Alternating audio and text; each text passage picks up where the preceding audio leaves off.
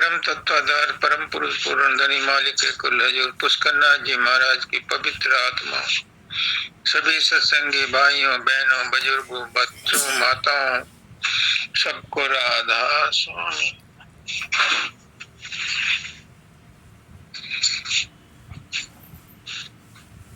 आ गए सत्संग में और संग सत का हो गया, दुर्मति जाती रही और गुरु के मत का हो गया। जो सत्संग में आ गया, जैसे भी आ गया, जिस भावना से भी आ गया,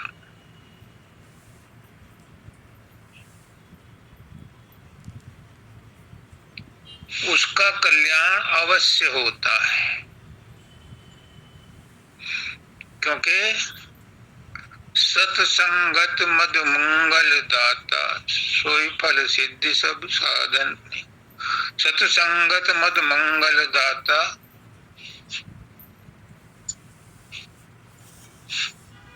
सत्संग में हाँ ठीक है, मद मंगल दाता, सत्संगत मत मंगल मूला। सोई फल सिद्धि सब साधन फूला। सत्संग में आ गए, सत्संग में अमृत बरसता है। गुरु अपने सत्संग में जो वचन बोलता है, जो सत्संग देता है, जो सलाह देता है,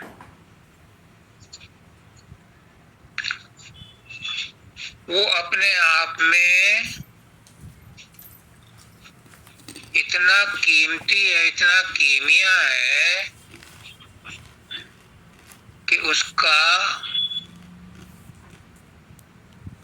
बदला नहीं चुकाया जा सकता। एक मोटी सी एग्जाम्पल है, एक पत्थर है,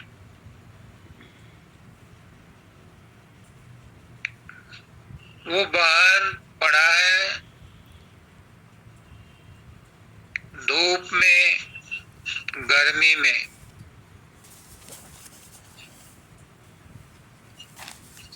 जब वो पानी के सत्संग में आ जाता है, संसर्ग में आ जाता है, तो भले ही उसके अंदर पानी ना जाए, पर बाहर पड़े हुए पत्थरों से तो बेहतर है, क्योंकि कम से कम ठंडा तो है। इसी तरह से जो सत्संग में आ गया, वो उन लोगों से बेहतर है कि जो बाहर के संसार की गर्मी से तप रहे हैं। कम से कम गुरु के पास सत्संग में आ गया, उतनी देर जितनी देर वो सत्संग में रहेगा, गुरु के औरा में रहेगा, उसको संसार का ताप नहीं सताएगा। पुष्करनाथ जी कहते हैं कि जितनी देर तुम सत्संग में बैठते हो, तुम्हारा मन शांत रहता है। मन सभी का चंचल होता है, लेकिन जब वो सत्संग में बैठता है तो उसका मन शांत होता है। वो सिर्फ सद्गुरु की बात को सुनता है, संसार के विचार नहीं आते। और अगर सत्संग में बैठ के भी विचार संसार के ही आते हैं तो आप सत्संग में आए ही नहीं। शरीर आपका सत्संग में आया, आप सत्संग में नहीं आए। और अगर सत्संग में नहीं आए और सत्संग में मन लगा रहा, गुरु के बारे में सोचते रहे, सत्संग के बारे में सोचते रहे, तो वो सत्संग का प्रभाव तुम्हें दूर रह करके भी मिल जाता है। तो ये सत्संग का प्रभाव है, क्योंकि सत का संग, और सत है सतगुरु, सत है जो अविनाशी है, सत है जो अजर और अमर है, सत है जो एक और एक ही है। उसका जब संग हो जाता है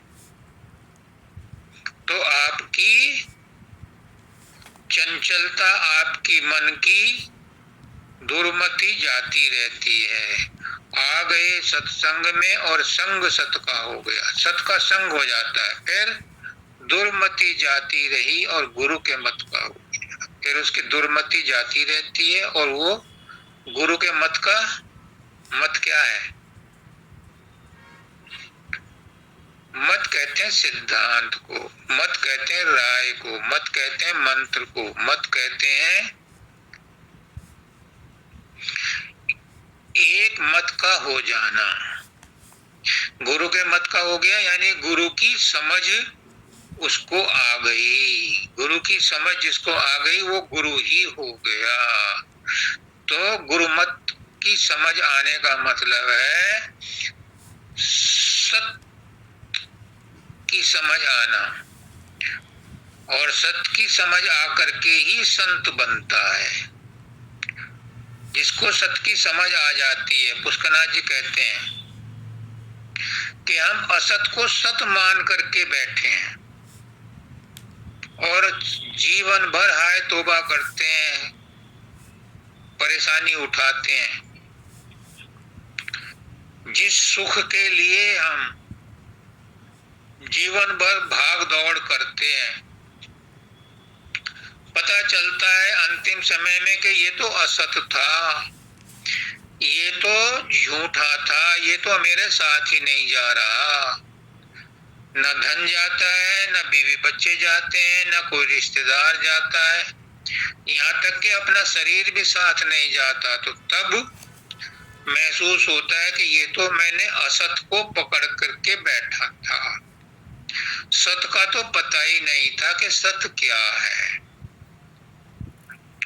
सत है अजर अमर अविनाशी, जो सदा एक सा रहता है। उसका संग करोगे, उसके साथ नेह लगाओगे, उससे प्रेम करोगे, उस पर विश्वास करोगे, तो तुम्हारे अंदर भी वही गुण आ जाएंगे। अब गुरु की महिमा कौन गाए, उसका गाना है कठिन। पहुंचने वाले कहाँ तक, कहाँ उस तक है मनवाणी और वचन। ये बात कौन बताता है कि सत्य क्या है और झूठ क्या है? ये बात गुरु बताता है, लेकिन गुरु पर किसी को विश्वास नहीं होता। क्यों? क्योंकि सब गुरु को मानुष मानते हैं, मनुष्य मानते हैं, देहधारी मानते हैं।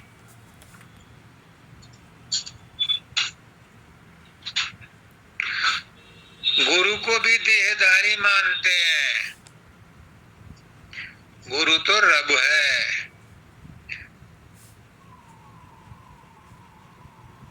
रब मेरा सतगुरु बन के आया, मैनू वेख लेण दे।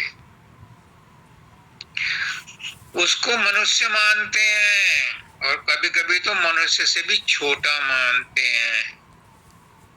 कभी कभी तो उसमें भी कमियां निकालते हैं, दोषारोपण करते हैं। आपने ये गलत कहा, आपने ये सही नहीं कहा। उन्हें ये नहीं मालूम कि गुरु शरीर नहीं है, गुरु मनुष्य नहीं है। गुरु के अंदर से जो वचन निकल रहे हैं वो परम तत्व के वचन है, परमात्मा ही बोल रहा है। गुरु का कोई स्वार्थ उसमें नहीं है, वो अपनी तरफ से कुछ नहीं बोल रहा। बाबा शब्दानंद जी कहते थे कि मैं तथ्य और सत्य बोलता हूं,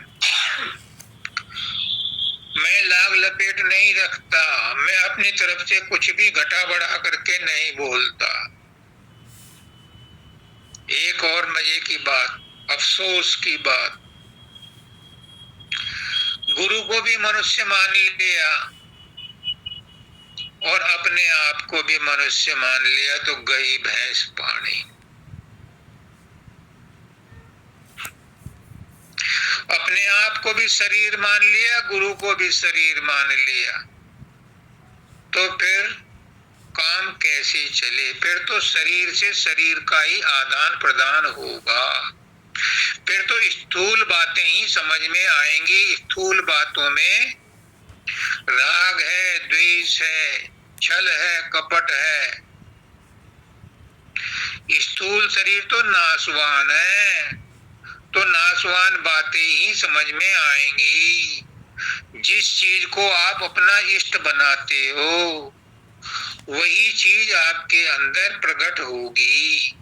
अगर गुरु को स्थूल शरीर मानोगे तो वही भावनाएं, वही द्वेष, वही लाग लपट लपेट, वही सांसारिक वासनाएं आपको प्रभावित करेंगी।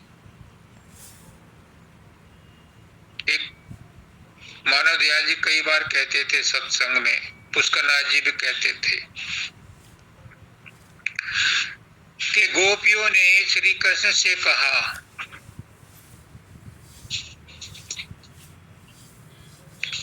कि हम आपके गुरु से मिलना चाहती हैं। तो उन्होंने कहा ठीक है, जमुना पार चले जाओ और मिल लो, लेकिन कुछ लेके जाना, खाली हाथ मत जाना। वो बेचारी लड्डुओं के थाल बना करके ले गई। देखा तो वहां जमुना जी चढ़ी हुई है, वो उफान पर है। वो कृष्ण के पास आई कि हमारे लड्डू तो बेकार हो जाएंगे। तो उन्होंने कहा कि जा करके जमुना जी से कहो कि अगर कृष्ण ने किसी की मटकी ना फोड़ी हो, किसी को मक्खन ना चुराया हो तो रास्ता दे दे। तो जमुना जी ने रास्ता दे दिया। वो खुशी खुशी गई और वहां गुरु के पास पहुंची तो उन्होंने कहा हमें कृष्ण ने भेजा है, हम आपके लिए प्रसाद लाई हैं। तो उन्होंने सारा प्रसाद, सारे लड्डू खा लिए। वो इंतजार ही करते नहीं कि प्रसाद के रूप में हमें भी कुछ देंगे। उन्होंने किसी को न दिया। फिर थोड़ी देर बैठने के बाद उन्होंने कहा कि अब हम जाएं गुरु जी। हाँ जाओ। तो जब वो आई तो फिर वो जमुना जी चढ़ी हुई थी उफान पर। फिर वो गुरु जी के पास गई तो गुरु जी ने पूछा आई थी कैसे? कृष्ण ने ये कहा था। तो अब भी जाकर जमुना से कह दो कि अगर गुरु जी ने एक दाना भी खाया हो तो तू रास्ता दे दे। तो उसने रास्ता दे दिया। अब जब वो कृष्ण के पास आई, कृष्ण ने पूछा मिली आई मेरे गुरु से? हाँ मिली आई। कैसे लगे तुम्हें? अब तू झूठा, तेरा गुरु महा झूठा। तेरे लिए तो सिफारिश लगानी पड़ती है, प्रमाण देने पड़ते हैं कि तूने चोरी की, लेकिन तेरे गुरु ने तो हमारे सामने ही हमारे लड्डुओं के थाल खा लिए और फिर कहते हैं कि मैंने एक भी दाना नहीं खाया। तो जमुना जी रास्ता देते और जमुना जी रास्ता देती हैं, ये तुम सब बाजीगर हो, ठग हो। उन्होंने कहा गोपियों यही तो राज मैं तुम्हें बताने जा रहा हूँ, इसीलिए तो मैंने तुम्हें वहां भेजा था कि ये शरीर नहीं हूँ, मैं शरीर नहीं हूँ, मेरा गुरु शरीर नहीं है, शरीर ने खाया, आत्मा ने कुछ नहीं खाया। तुम भी शरीर नहीं हो, तुम भी मन नहीं हो, तुम विशुद्ध आत्मा हो, अजर अमर अविनाशी हो। और अजर अमर अविनाशी आत्मा एक ही होती है, अलग अलग नहीं होती है। उसमें पर्सोनिफिकेशन नहीं होता, उसमें व्यक्तिकरण नहीं होता, आत्मा एक होती है। हाँ रंग रूप जब माया उसमें भर जाती है तो अनेक बनाते हैं, अनंत हो जाते हैं, अनंत अनंत अनंत हो जाते हैं। लेकिन बस अनंत में से नाम और रूप घटा दो, माया हटा दो, तो एक है, एक ही बचा रहता है। तो आत्मा तुम्हारी, मेरी और गुरु की और सभी प्राणियों की, और प्राणियों की नहीं, जड़ में भी जो आत्मा है वो भी मेरी ही आत्मा है, वो भी तुम्हारी ही आत्मा है। तुम और मैं एक हैं।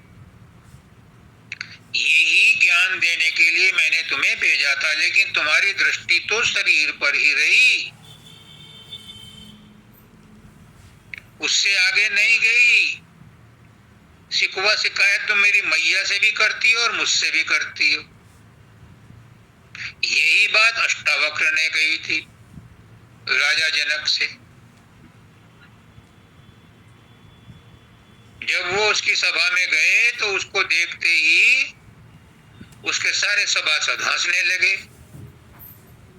उन्होंने कहा अष्टावक्र ने, राजन, मैं तो सोचा था, सुना था कि तुम्हारे दरबार में तो बड़े विदुषी आदमी है, विद्वान आदमी है, वेदों के ज्ञाता हैं, मुझे तो सब चमार लग रहे हैं।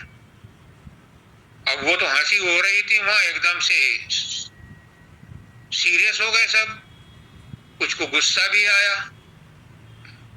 तो राजा जनक बोले कि महाराज अपना परिचय दो। अब मैं अकिंचन हूं, मैं क्या परिचय दूं?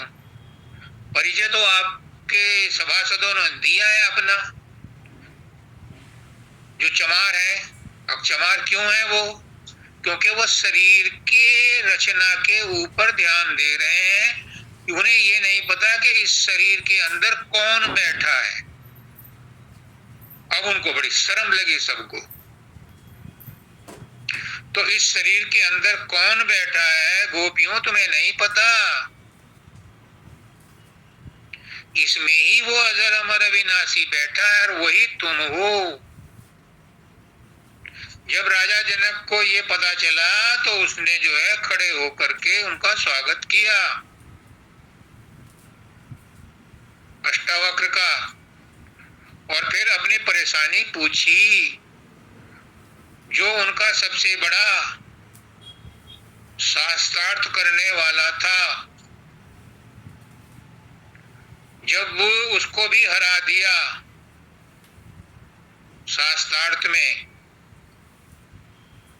तब राजा जनक अष्टावक्र के चेले हुए और तब अष्टावक्र ने उन्हें ज्ञान दिया। राजा जनक ने कहा कि महाराज कुछ दिन यहाँ ठहरो तो मुझे आत्मज्ञान हो जाए। उसने कहा राजन कुछ दिन क्यों, जितनी देर तो घोड़े के एक पायदान पर पैर रख के दूसरे पर पैर रखेगा, इतनी देर में ज्ञान दिया जा सकता है तुझे। और दिया, साबित किया, क्योंकि वो आत्मज्ञानी था। आप लोग यहाँ आत्मज्ञानी हो। सत्संग जो है मीटिंग नहीं है, पंचायत नहीं है, ये लोकसभा और विधानसभा का भाषण नहीं है। एक एक आदमी आत्मज्ञानी है, अधिकारी है और अपने आप में परिपूर्ण है। लेकिन अड़चन कहाँ है? अड़चन है कि अभी हमारी सोच शरीर और मन तक ही सीमित है। गुरु इसी सोच को बदलता है। पुष्करनाथ जी बार बार मेरे हिफाजत करने आ जाते हैं, वही बोल रहे हैं, गुरु कुछ नहीं करता, तुम्हारी सिर्फ सोच बदलता है। तुम जिस असत को सत समझे बैठे हो कि ये शरीर सत है, ये रिश्तेदार सत्य है, ये बाल बच्चे सत्य है, ये धन सत्य है, ये मकान सत्य है, ये हमारे काम आएंगे, कोई काम नहीं आता, ये सब असत है। इस असत के पीछे जो सत छुपा हुआ है, जो अजर अमर अविनाशी आत्मा है, आत्म तत्व है, तुम उसे पहचानो, तुम वही हो। जब तुम अपने आप को पहचान लोगे तो तुम्हें संसार की समझ आ जाएगी, असत की समझ आ जाएगी। और जब तुम्हें सत और असत का भेद पता चल जाएगा तो तुम संत हो जाओगे। पिछले सत्संग में था, संत बनाऊंगा तुझको, क्योंकि पुष्करनाथ जी का हुक्म है कि अगर आत्मज्ञान चाहते हो, मुक्ति चाहते हो, तो संत बनना पड़ेगा। आप डरते हो संत बनने से, गुरु बनने से, कि कहीं हमारा संसार ना छिन जाए, कहीं हमारा मजा खराब ना हो जाए, कहीं हमारी संपत्ति ना खत्म हो जाए, बाल बच्चों से मोह खत्म ना हो जाए। तो जब तक संसार में लगाव है, जब तक संसार की किसी वस्तु से सुख की आशा है, तब तक ये ज्ञान जो गुरु सत्संग में बांटता है वो समझ में नहीं आता, वो सिर से ऊपर उतर जाता है। कब आता है समझ में? जब संसार से ठोकर लग जाती है, जब संसार से वैराग्य हो जाता है, जब संसार धोखा देता है, जब ये लगता है कि ये सब कुछ तो जाने वाला है, ये सब कुछ तो नष्ट होने वाला है, तब ये समझ आती है कि कोई जगह तो ऐसी है जहां सुख ही सुख है, आनंद ही आनंद है। जिसको ये तलब लग जाती है, जिसको ये तड़प हो जाती है, जिसके अंदर ये जिज्ञासा पैदा हो जाती है, उसके लिए सत्संग है, उसके लिए सद्गुरु है, उसके लिए सद्गुरु की महिमा है। बाकी तो सब यही सोचते हैं कि मेरा बिजनेस अच्छा चले, मेरा सेहत ठीक रहे, बाल बच्चों की सेहत ठीक रहे, घर में कोई नुकसान ना हो, हम सुखी रहें, आनंद में रहें। ये सब तो तुम्हारे प्रारब्ध कर्मों के हिसाब से मिलता है, इसमें गुरु कुछ नहीं करता। संत महात्माओं को भी तकलीफ हुई है, उन्होंने भी बड़े कष्ट झेले हैं और जानबूझ करके मुसीबतें अपने ऊपर उठाई हैं ताकि संसार से उन्हें दूरी बनी रहे, क्योंकि संसार से जहां लगाव हुआ वहीं हमारा वैराग्य छूट जाता है। इसलिए कुछ लोग तो जबरदस्ती अपने ऊपर मुसीबतें ओढ़ते हैं, परमात्मा को प्राप्त करने के लिए बावले बन जाते हैं ताकि लोग बाग उनका पीछा ना करें, उनको तंग ना करें।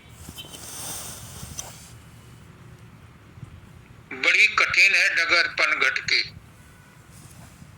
इस पर रास्ते पर वही चल सकता है जो अपना शीश कटा के आता है।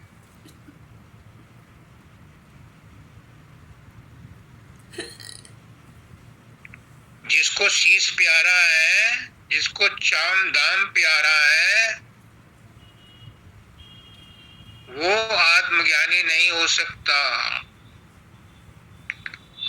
वो सत्संग में आ भी जाएगा तो इसी बात का ख्याल करेगा कि गुरुजी से आज कहूंगा कि बच्चे की नौकरी लग जाए, हमारे घर में तकलीफ ना आए।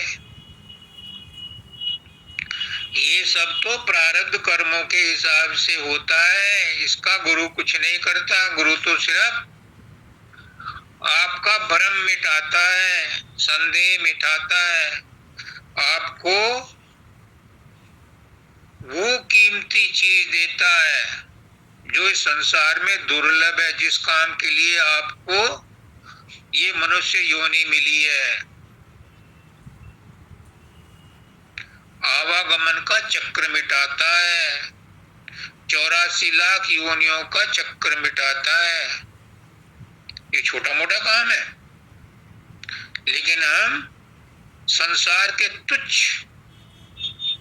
सुखों के लिए, तुच्छ भोगों के लिए, तुच्छ वासनाओं के लिए गुरु का निरादर करते हैं, गुरु की बात को नहीं मानते। गुरु की महिमा कौन गाए, उसका गाना कहना है कठिन। कहाँ कहा जा सकता है उसकी महिमा जो आवागमन का चक्कर मिटाता है।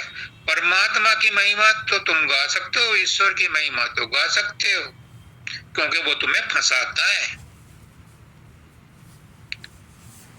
वो तुम्हें 84 में फंसाता है, लेकिन गुरु तो 84 से छुटाता है। उसकी महिमा क्या गाओगे? है क्या हमारे पास जो हम उसकी महिमा गा सकें? क्या हम उसे दे सकते हैं? हमारा अपना है ही क्या? एक अहंकार है, उसे हम छिपा के रखते हैं कि मैं ना मिटूं, मैं ना कटूं, मुझ पर आरी मत चलाओ, मुझ में कील मत ठोको, मुझे मत काटो। तो फिर उस लकड़ी से फर्नीचर नहीं बनता। फिर वो लकड़ी जलाने के काम आती है, फायरवुड होती है। फिर वो 84 लाख योनियों में भटकती रहती है। गुरु इसीलिए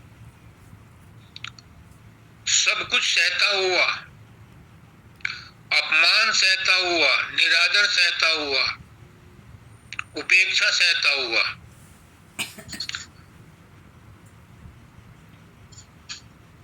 परम तत्व के बारे में बताता रहता है, या परम तत्व उसके द्वारा बोलता रहता है कि कोई तो बिरला उस बात को पकड़ ले और अपने घर का रास्ता चलना शुरू करे, क्योंकि ये घर हमारा अपना नहीं है, ये देश तो पराया है। रहना नहीं देश बिराना है, ये देश तो बिराना है। यहाँ तो मेहमान बन के आए, परदेसी बन के आए। इसको अपना मत समझो। कब आएगी ये समझ? जब आएगी समझ, उस समय यू टर्न नहीं लिया जाएगा, उस समय जबान से राम नाम नहीं निकलेगा, उस समय राधा स्वामी नाम नहीं निकलेगा। क्यों? जिंदगी भर तो लिया नहीं, तो अंत समय में वो नहीं आएगा। कृष्ण भगवान ने कहा कि जो अंत समय में मेरा नाम ले लेता है वो मेरे धाम को आ जाता है। तो अर्जुन ने कहा इसमें कौन सी बड़ी बात है, मैं अंत समय में ले लूंगा। अब नहीं अर्जुन, अंत समय में वही चीज याद आती है जो जीवन भर किया है। अगर जीवन भर संसार से मोह किया है तो अंत समय में वही रूप रंग आएंगे। यहाँ रील चलती है मरते हुए हर आदमी की, चाहे वो एक्सीडेंट में हो, चाहे हार्ट अटैक से हो। 1 सेकंड 2 सेकंड में ही वो रील पूरे 80 साल 100 साल की कहानी को बता जाती है कि तुमने जिंदगी में ये किया, और लास्ट लाइन में जो लिखा होता है वो अगले जन्म के लिए तैयारी हो जाती है। अगर उसने सारे सांसों सांस में गुरु का नाम लिया, राधा स्वामी नाम लिया, परमात्मा का नाम लिया, तो अंत समय में भी परमात्मा याद आएगा और वो फिर सतलोक को जाएगा। और इसी काम के लिए गुरु आता है, बार बार बोलता है कि कोई तो समझे, कोई तो इसमें से एक माई का लाल ऐसा निकल आए जो इस बात को पकड़ ले और संसार से पार हो जाए, तो गुरु का काम बन जाए। पुष्करनाथ जी कहते हैं कि अगर एक को भी चिता दिया गुरु ने तो उसका काम हो गया, नहीं तो फिर मालिक पूछता कि कितनों को चिताया, वो कहता है एक भी नहीं चिता पाया, तो फिर दोबारा जा। इसलिए वो रात दिन कोशिश करता है किसी किसी ढंग से, कैसे कैसे करके, कहीं कहीं से बातें ला करके अपने गुरु से रात दिन प्रार्थना करता है, लगा रहता है अपने आप साधन भजन में। जो शिष्य हैं वो साधन नहीं करते, इसलिए गुरु को करना पड़ता है उनका भी साधन, ताकि एक को तो पार कर दे। और यहाँ तो सारे ही एलिजिबल कैंडिडेट हैं, सभी की 84 खत्म होने वाली है। बस शर्त ये है कि संसार से मोह कम करो, लोभ कम करो, धीरज रखो, मन रे धीरज काहे न धरे।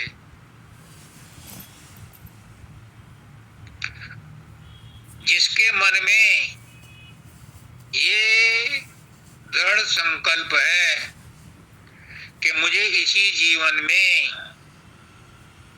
अपने घर वापस जाना है, मुझे आत्मा का ज्ञान प्राप्त करके सतलोक जाना है, तो उसके लिए आदेश है मन धीरज काहे न धरे। क्योंकि भटकाता कौन है? मन। तो मन को कह रहा है कि हे मन, तू धीरज क्यों नहीं धरता? जब गुरु ने हाथ पकड़ लिया, गुरु धरा शीश पर हाथ, फिर क्यों फिक्र करे? गुरु रक्षा तेरे संग क्यों नहीं धीर धरे? तू धीरज रख, गुरु ने तेरा हाथ पकड़ लिया। आप सबका हाथ पकड़ा हुआ, इसीलिए मैं कह रहा हूं तुम सब एलिजिबल कैंडिडेट हो। लेकिन ये मत कहना कि मेरे भरोसे ना रहियो, मैं तो वैसे ही आ गया था सत्संग में, मेरे भरोसे ना रहियो। मुझे तो हमारे वो हैं आनंद त्यागी जी आचार्य, बड़े श्रेष्ठ आचार्य हैं, वरिष्ठ आचार्य हैं, यहीं रहते थे पहले, अब तो हापुड़ रहते हैं अपने पास, अपने लड़के के पास। तो वो यहाँ जब थे तो वो उनके पास एक कॉलोनी में चीफ इंजीनियर था, रिटायर्ड, उसका जिक्र करते थे। वो बाबूराम का शिष्य था उनका चीफ इंजीनियर। तो एक दिन बताया उन्होंने कि चीफ इंजीनियर ने मुझसे कहा, भाई मैंने तो बापू से कह दिया कि मेरे भरोसे न रहियो। मेरा एक लड़का तो अमेरिका में, एक मेरा कनाडा में, और एक लड़का मेरे साथ रहता है, 3 मेरे पास गाड़ियां हैं, 3 मेरे पास मकान है। मुझे क्या करना मुक्ति लेके? मैं तो यहाँ ऐश कर रहा हूं। तो भाई जब तक संसार की ऐश में लिप्त हो, इससे कुछ उम्मीद रखते हो, इससे तुम्हें रस मिलता है, वाकई भूल जाओ। बाबा सावन सिंह जी को एक उनका बहुत पुराना सत्संगी था, बड़े प्यार से, बड़ी सेवा करता था, बड़े प्यार से बोला, महाराज जी हमारे लिए भी 2.5 गज जमीन ले लेना, हमारे तो बस में साधन अभ्यास है नहीं, पर हम तो आपसे जुड़े हुए हैं, हमारे लिए भी 2.5 गज जमीन का इंतजाम कर लेना, क्योंकि हम तो आपके साथ ही जाएंगे। तो बाबा सावन सिंह जी बोले कि तुम तो कुछ करते नहीं, मेरे ऊपर सारी जिम्मेदारी डाल रहे हो। जब बाबा सावन सिंह जी बीमार हो गए, जाने का समय आ गया, तो उन्होंने उस सत्संगी को बुलाया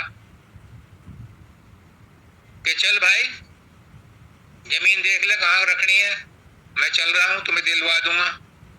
अब ना, अभी तो मेरे बच्चे छोटे छोटे हैं, अभी तो मुझे पोतों को खिलाना।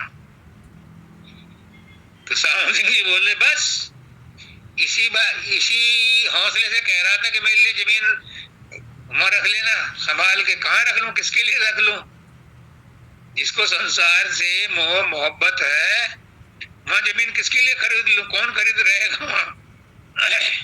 तुम्हें तो यहीं से छुट्टी ना मिल रही। अच्छा, दूसरी बात कहते हैं कि होनहार होकर रहे, जो होनी है वो तो होएगी, फिर तुम चिंता क्यों करते हो? ये होनी अनहोनी नहीं होती और अनहोनी होनी नहीं होती। लेकिन एक बात ध्यान में रख लो, आज डंके की चोट पे कह रहा हूं, क्या भले मुझे जहन्नुम में जाना पड़े, मेरा गुरु जबरदस्ती मुझसे कहलवा रहा है कि गुरु या परमात्मा तुम्हारी होनी अनहोनी में कोई रोल प्ले नहीं करते। तुम्हें दुख तकलीफ परमात्मा या गुरु के कारण नहीं आता।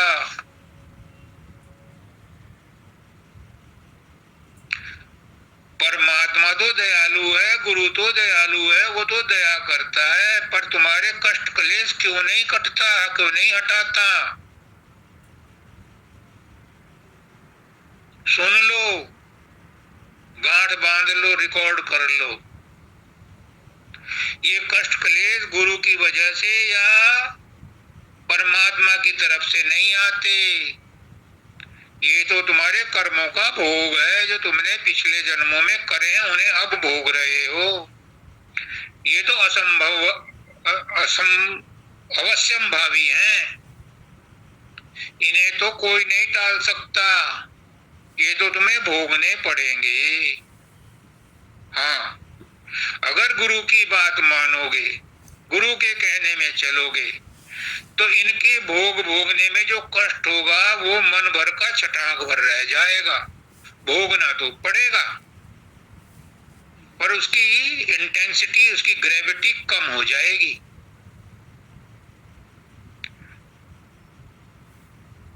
एक बार कुछ सत्संगियों ने पूछा गुरु से, जैसे मैं कह रहा हूं ठोक में जाके, उन्होंने कहा कि अगर हम आपकी बात ना माने तो हमें क्या दंड मिलेगा?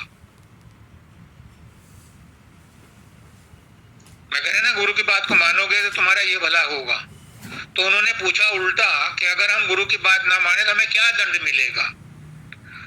तो गुरु ने कहा बड़े भोलेपने से कि भाई ये तो मैं नहीं जानता, क्योंकि गुरु और परमात्मा तो दंड देते नहीं, तो ये तो मुझे नहीं पता कि तुम्हें क्या दंड मिलेगा अगर मेरी बात नहीं मानोगे। परंतु एक बात तय है, अगर मेरी बात मानोगे तो तुम्हारा कल्याण अवश्य हो जाएगा।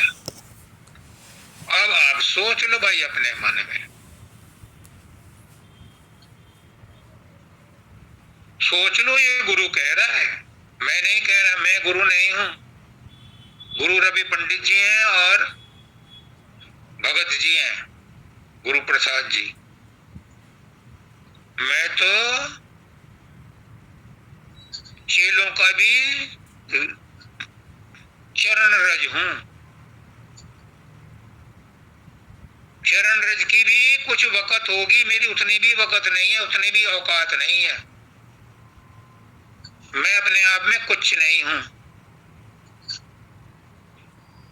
लेकिन मुझे जबरदस्ती गुरु ने अपना माध्यम बना करके अपना ज्ञान प्रसारित करवा रहा है, ये उसकी महानता है। मेरा गुरु बड़ा महान है।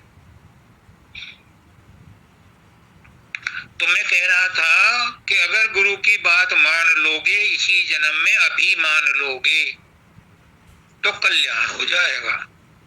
नहीं करोगे, नहीं मानोगे तो नुकसान तो नहीं होगा, लेकिन 84 में अपने कर्म भोग की वजह से फंसे रहोगे। ये अवसर है तुम्हारा कि इस जन्म में तुम्हें 84 से मुक्ति मिल सकती है, बशर्ते तुम इच्छुक हो। गुरु या परमात्मा जबरदस्ती किसी को सतलोक नहीं ले जा सकता, स्वर्ग नहीं ले जा सकता।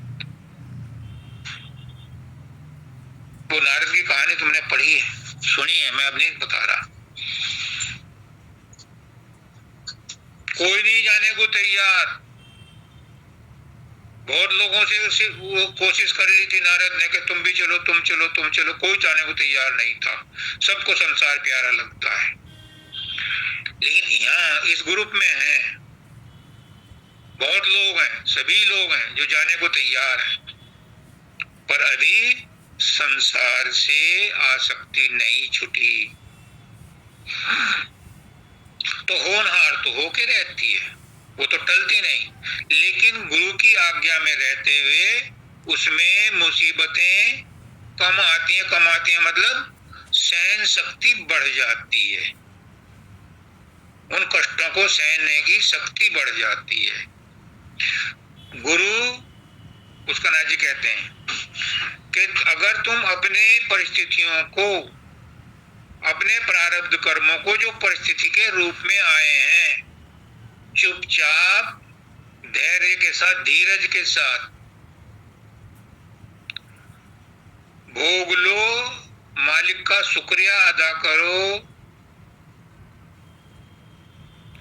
तो पुराने कर्म कट जाएंगे और नए कर्म बनेंगे नहीं, तो तुम्हारे कर्मों की टोकरी खाली हो जाएगी।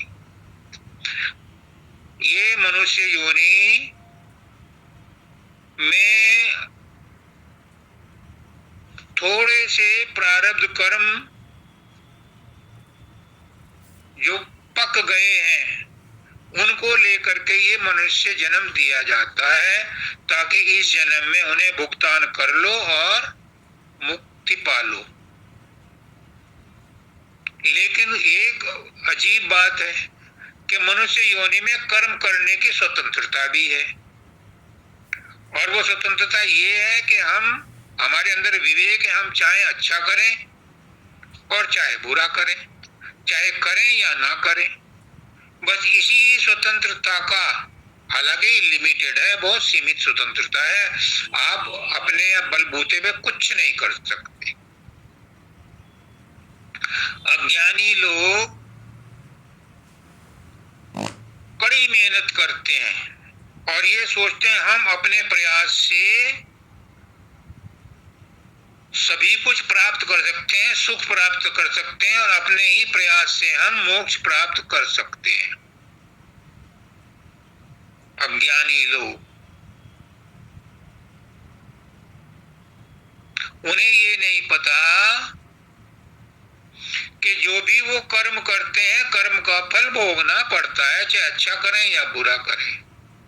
अगर वही कर्म गुरु के निर्देश में रह करके करेंगे तो वो कर्म नहीं बनेगा, करनी बन जाएगा, फिर रहनी बन जाएगा, और उससे तुम्हारा सारे कर्म धुल जाएंगे।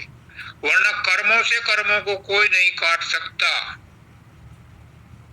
ये उपनिषद कहती है कि कर्मों से कर्म नहीं कटते, कर्म से तो कर्म बनते हैं। वही कर्म जब गुरु के आज्ञा में रह करके किए जाते हैं तो करनी बन जाते हैं, और वो करनी फिर रहनी बन जाती है, तब कोई कर्म का भोग नहीं भोगना पड़ता, सब वो निष्काम हो जाते हैं, गुरु उनमें माचिस लगा देता है। और इसीलिए कहते हैं बाबा सामंत सिंह जी के सहजदल कमल में तुम्हारे संचित कर्म जल जाते हैं, यानी जो इकट्ठे और हो रखे हैं वो सब जल जाते हैं, और क्रियमान कर्म लिखे ही नहीं जाते, पर प्रारब्ध तो भोगने पड़ते हैं। और जो उन प्रारब्ध कर्मों को भोगते हुए चूचा करता है और शिकायत करता है और ऐतराज करता है, उसके नए कर्म बन जाते हैं, फिर वो 84 में घूमता रहता है। तो गुरु क्या करता है? गुरु की महिमा कौन गाए? गुरु उसका गाना है कठिन, पहुंचने वाले कहां उस तक है मनवाणी और वचन, लेकिन फिर भी गुरु अनकही बात भी कह देता है और तुम्हें ऐसी तरकीब बता देता है कि वो कर्म अकर्म बन जाते हैं, निष्काम कर्म बन जाते हैं, और फिर उनका तुम्हें भोग नहीं भोगना पड़ता। वो बंधन का कारण नहीं, बंधन काटने का कारण बन जाते हैं। मैं दर्द दिल से कह रहा हूँ, गुरु मेरा बड़ा इस समय कंपैशनेट है, बहुत दयालु है, बहुत दया करके कह रहा है कि हे मेरी आत्माओं, बहुत दिन हो गए तुम्हें धक्के खाते हुए, बहुत दिन हो गए तुम्हें कष्ट उठाते हुए। अब समझ जाओ, ये मौका ऐसा है कि इसमें गुरु की बात को मान लो और अपना जीवन बचा लो। वो पशु पक्षी की भी खबर रखता है, कीट पतंगे की भी रखता है, सबके ऊपर दया करता है और सबको उनके प्रारब्ध के अनुसार कर्म भोग में भोग योनियों में डालता रहता है। गर्भवास में भी हमारी रक्षा करता है। तो अब हमें भूल गया क्या वो? इतना नाफरमानदार नहीं है वो, पर इतना एहसान फरामोश नहीं है। जब हम अपने किसी कर्मचारी को, अपने किसी घर के मेंबर को कोई काम करते हुए देखते हैं तो हम उसके ऊपर दया करते हैं, उसके साथ सहानुभूति रखते हैं, उसको कुछ एक्स्ट्रा देते हैं। जो काम वाली आपके सामान्य काम के अलावा भी कुछ और काम कर देती है, दो मीठे बोल बोल लेती है, तो आपका जी करता है उसे कुछ दे दो। होता है, सभी के होता है। और वंदिता तो खासकर, आचार्य वंदिता हमारी खासकर इस मामले में बहुत अग्रगण्य है। सभी को कुछ ना कुछ एक्स्ट्रा देती रहती है। तो जब तुम इतना कर सकते हो तो वो परमात्मा जिसके हम बच्चे हैं, क्या वो हमारे आवश्यकताओं की पूर्ति नहीं करेगा और आवश्यकताओं के अलावा भी हमें नहीं देगा? अगर हम उससे प्रेम करें, देगा और देता है। और गुरु उसी के रूप में देता है। गुरु को प्रसन्न करना बहुत कठिन है, लेकिन जो गुरु को प्रसन्न कर लेता है, जिस पर गुरु प्रसन्न होता है, उसे किसी की परवाह नहीं रहती, क्योंकि वो मालिक के साथ जुड़ जाता है। जो मालिक के साथ जुड़ जाता है उसे छोटे मोटे आदमियों से कुछ लेन देन नहीं रहता। तो वो मालिक हमारे ऊपर बड़ी दया करता है। जब दया करता है, कब करता है? जब हम उसका कहना मानते हैं। क्या कहना मानते हैं? उसका क्या कहना है? वो कहता है मेरी सेवा करो ना। गुरु नहीं भूखा तेरे धन का, उस पर धन है नाम रतन का। मुझे नहीं चाहिए, उसे क्या चाहिए? उसे साधन अभ्यास करके तुम शब्द में जुड़ जाओ, वो बड़ा प्रसन्न होता है। फिर तुम्हें जरूरत से ज्यादा आशीर्वाद देता है, फिर तुम्हें अपना लेता है। और जिसको गुरु अपना लेता है उसे काल कर्म कुछ नहीं बिगाड़ सकता, कुछ नहीं बिगाड़ सकता। सबको लात मार के चला जाता है वो।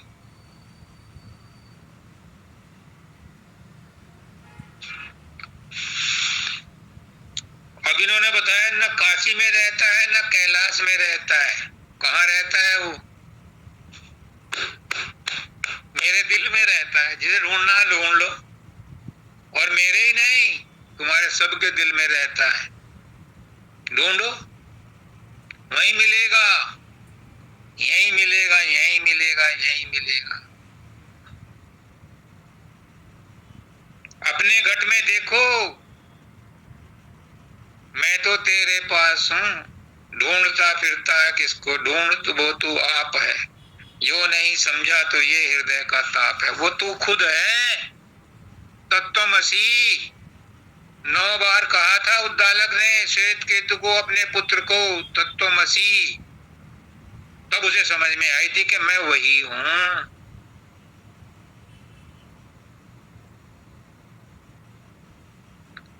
उद्दालक का पुत्र था श्वेत केतु। उसने उसे पढ़ने के लिए दूसरे गुरु के पास भेज दिया। वो गुरु बहुत महान था। वहां से वो सब कुछ सीख के आ गया। और इतना अभिमान हो गया कि बाप को आकर के चरण भी नहीं छुए, खड़ा रहा। तो बाप ने सोचा कि इसको तो अभिमान हो गया, इसको तो तोड़ना पड़ेगा। उसने कहा बेटा तूने सब कुछ समझ लिया क्या? वो भी समझ लिया जिससे सब कुछ समझा जाता है।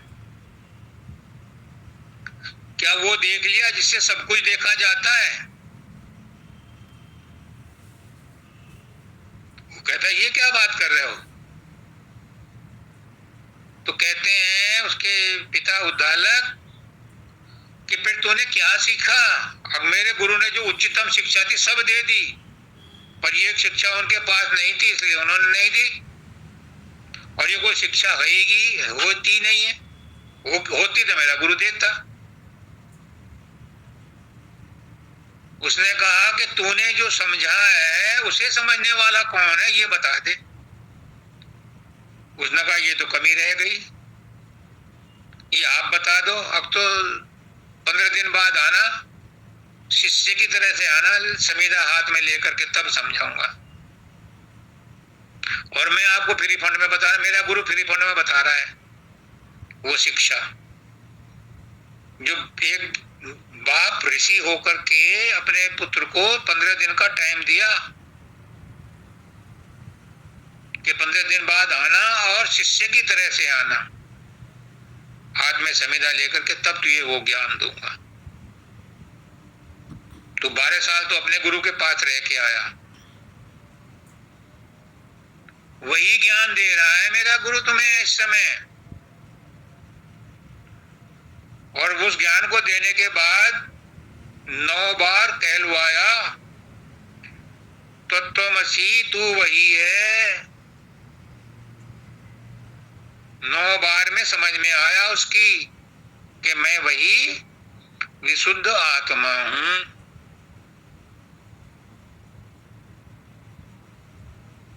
तो वो हमारे अंदर ही है, बाहर नहीं है। वो और हम दो नहीं है। मेरा गुरु उसका जी कहते थे मुझे, Rajesh you and me are one. और वही मैं, जो मेरे गुरु ने मुझे दिया वही मैं तुम्हें दे रहा हूं। पिछले सत्संग में था, जो मेरे गुरु ने मुझे दिया वही बताऊंगा तुमको, वही मैं तुम्हें बता रहा हूं कि तुम सब भी वही हो। तुम और मैं अलग नहीं हूं, तुम और गुरु अलग नहीं है, तुम और परमात्मा अलग नहीं है, एक ही है। और वो तुम ही हो, तुमसे ही सारा संसार है, तुमसे ही सारी सृष्टि है। वो बड़े रूप में है, तुम्हारी अपनी सृष्टि छोटी है। तुम अपने शरीर के, अपने मन के परमात्मा हो, तुम अपने शरीर के आत्मा हो। वो समष्टि का परमात्मा है, तुम अपनी व्यष्टि के परमात्मा हो। और जब वो दोनों राधा और स्वामी मिल जाते हैं तो समष्टि और व्यष्टि खत्म हो जाती है।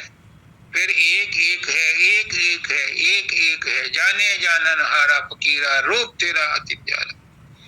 फिर कोई भेद किसी में नहीं रहता। और वही तुम्हें बताने आया, वही मेरा गुरु बता रहा है कि कोई तो समझ ले, अभी समझ ले, अब नहीं समझा तो फिर नहीं समझा जाएगा। क्योंकि परमात्मा अभी है, भविष्य में उम्मीद मत रखना। अभी अगर प्राप्त कर लिया तो कर लिया, पता नहीं भविष्य में क्या बुद्धि पलट जाए, क्या परिस्थितियां पलट जाएं, कुछ भरोसा है? पल भर का भरोसा नहीं है। इसलिए अभी विश्वास कर लो कि परमात्मा इसी क्षण है और इसी क्षण में महसूस किया जा सकता है। अष्टावक्र ने उतनी देर में उसका ज्ञान करा दिया जितनी देर में एक रकाब पर पैर रख के दूसरे पर रखने से पहले ही उसे ज्ञान करा दिया। इसी क्षण हो सकता है वो ज्ञान, क्योंकि परमात्मा वर्तमान में इसी क्षण में है। भविष्य में परमात्मा की उम्मीद मत रखना।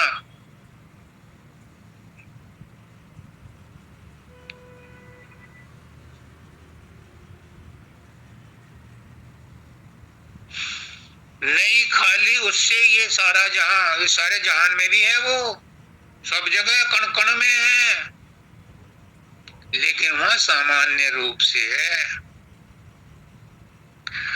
आग लकड़ी में सामान्य रूप से है, विशेष रूप से जब आती है तभी वो हमारे काम आती है।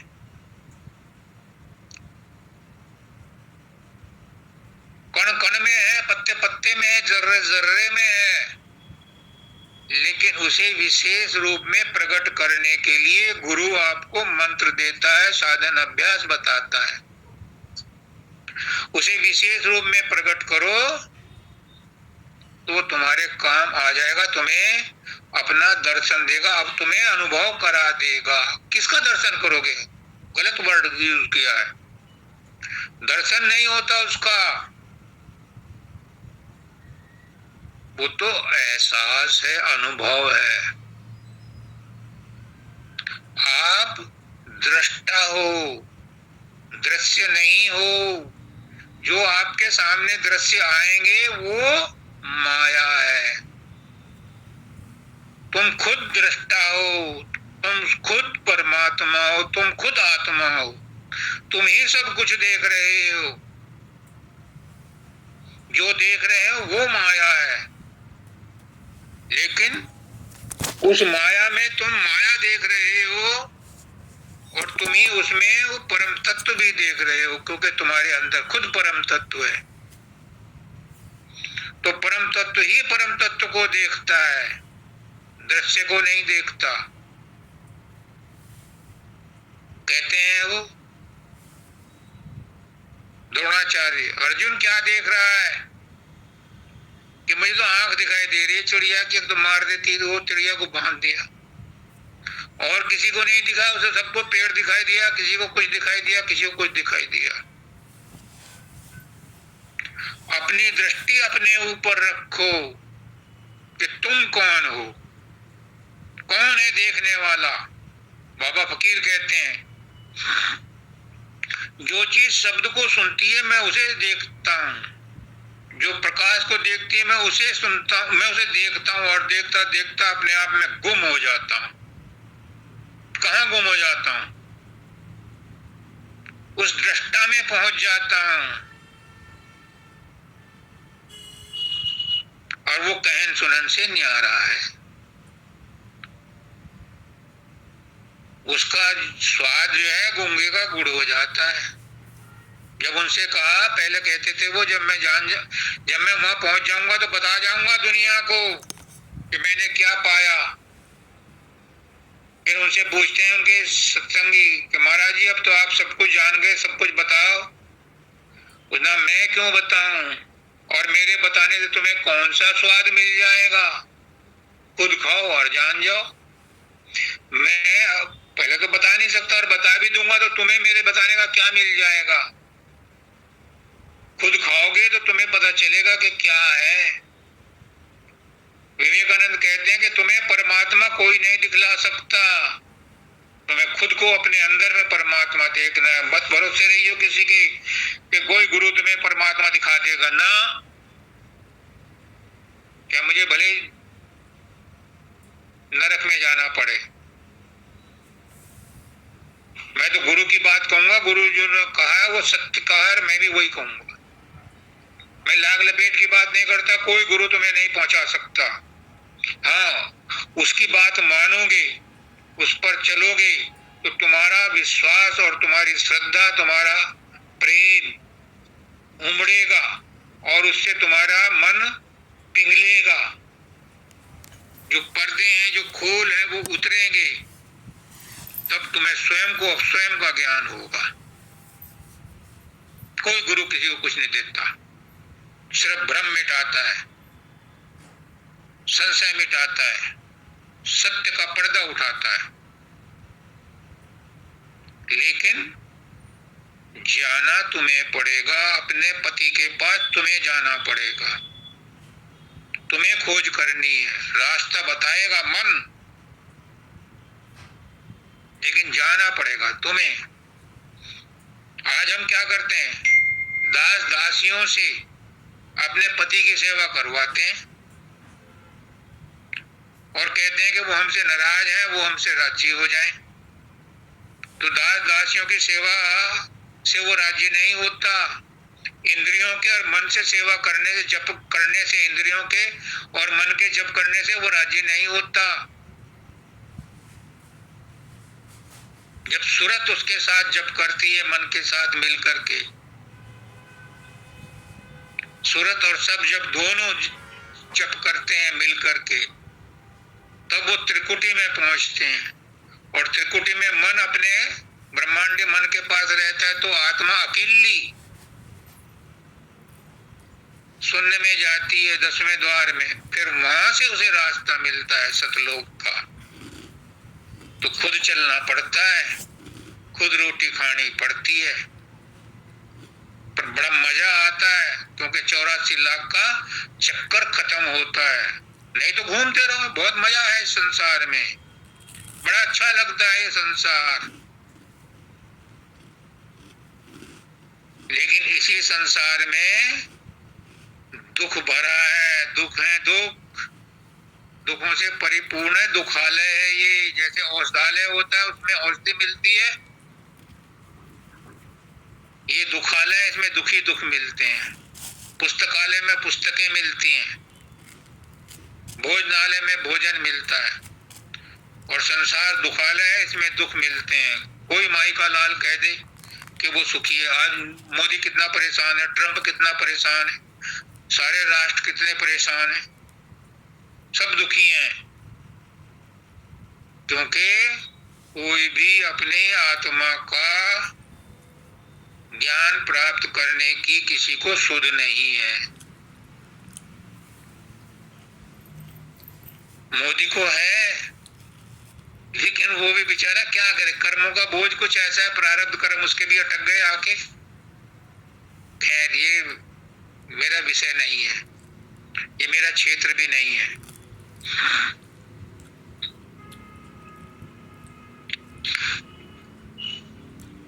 किस भरम में तू पड़ा है, औरों की बातें छोड़ दे, काम में लग तू अपने, अपना काम कर लो। किस भरम में पड़े हो, किसको ढूंढते हो, गुरु तो तुम्हारे अंदर है।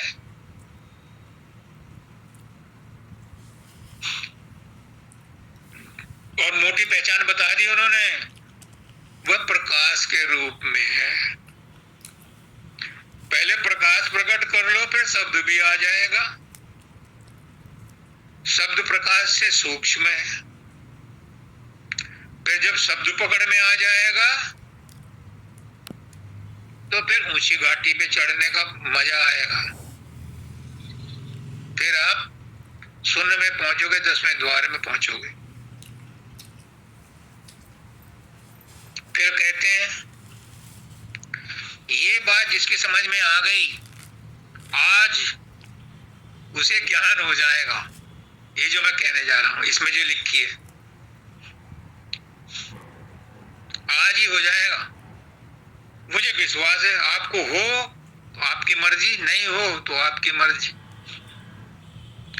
कहीं नाम है, कहीं बेनिशान, वो सब जगह है। कहीं नाम रूप वाला है और कहीं बेनाम रूप वाला है। सबके अंदर है, आप सबके अंदर है। संसार में जिनको भी आप देखते हो, सब कुछ सबके अंदर है। चींटी के अंदर भी है, हवा के अंदर भी है, पानी के अंदर भी है, दुश्मन के अंदर भी है, ट्रंप के अंदर भी है, सी के अंदर भी है, सबके अंदर, मोदी के अंदर, सबके।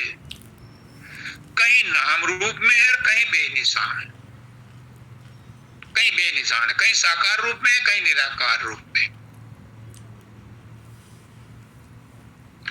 ये साकार रूप तुम्हारा शरीर है, तुम्हारी पहचान है ये साकार रूप। लेकिन गुरु के दृष्टिकोण से ये तुम्हारी पहचान नहीं है। गुरु कहता है कि इस साकार रूप को प्रकट करके अंदर में निराकार से जुड़ो। गुरु को साकार रूप में प्रकट करो, फिर निराकार बेनिशा में प्रकट करो। जब बेनिशा में प्रकट कर लोगे तब तुम्हें शब्द आएगा, वो शब्द तुम्हें मंजिल तक ले जाएगा। तो तुम्हारा साकार रूप भी तुम्हें ज्ञात है, इसको नहीं झुटलाया जा सकता, ये सत्य है। और चित्त तुम्हारा मन है, चिंतन करता है, और आत्मा तुम्हारी आनंद है, सच्चिदानंद हो तुम, वो भी सच्चिदानंद है, तुम भी सच्चिदानंद हो। लेकिन इस साकार को छोड़ के निराकार में घुसो, निराकार को छोड़ करके आनंद में घुसो, आनंद को छोड़ के परमानंद में, सतलोक, उसमें क्या नाम, शून्य में जाओ, 10वें द्वार में, तब मंजिल मिलेगी। गुरु बकबक करता है, लेकिन उस बकबक में भी कुछ सत सत है, कुछ हक हक है। अगर उसे पकड़ लिया तो बेड़ा पार है। कहीं नाम है, कहीं बेनिशान, हमारे ही मन के है, वो विश्वास में है, बस विश्वास में है। अगर तुम्हें आज इस बात पर विश्वास हो गया कि आज राजेश के द्वारा गुरु ने जो कहा है उस पर विश्वास हो गया, तो क्या होगा?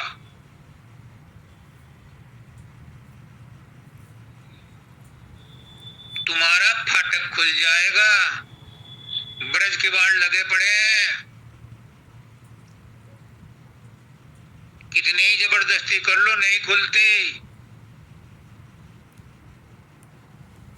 वो खुलेंगे गुरु की दया मेहर से, और गुरु की दया मेहर जब होगी जब तुम उसकी बात पर विश्वास करके चलोगे, उससे जुड़ोगे। तो जिसके साथ जुड़ोगे वो फिर आपको अपने जैसा ही बना लेगा।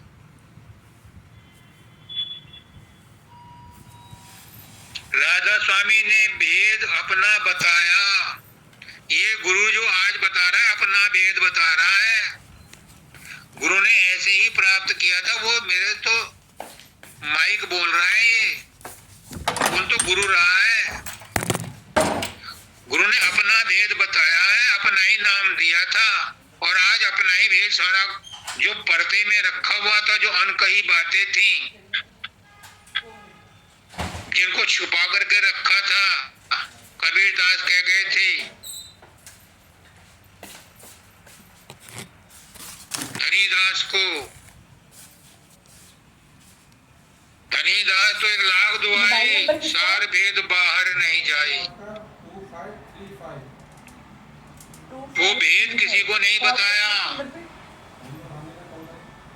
नहीं उठाए, आज गुरु ने वो भेद बताया है। हाँ, जिसके भाग्य में होगा वो उसे अपनाएगा।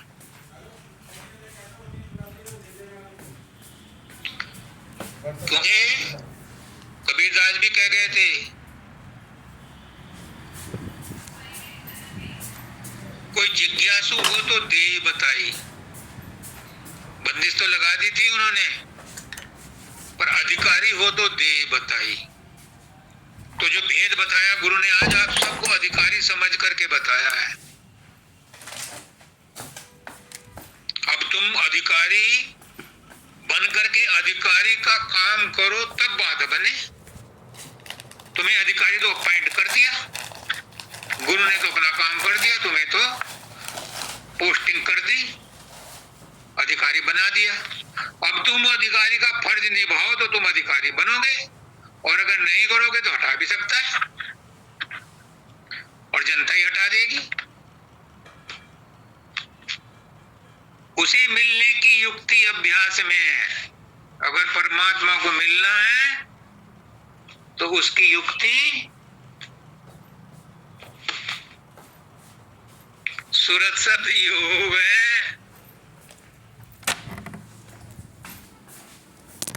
और ये कठिन नहीं है, बहुत आसान है।